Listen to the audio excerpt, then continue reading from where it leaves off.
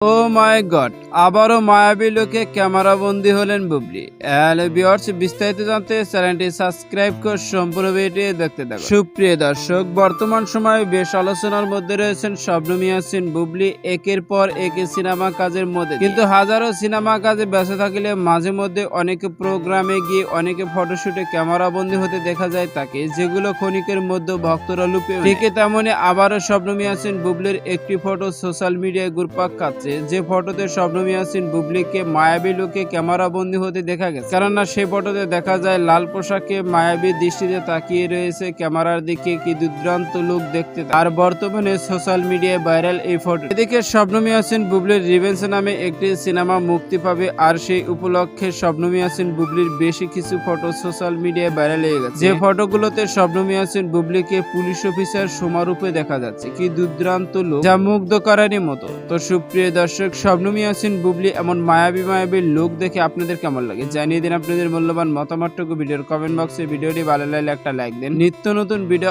Update পেতে চ্যানেলটি subscribe করুন। অসংখ্য ধন্যবাদ পুরো ভিডিও উপভোগ করার জন্য।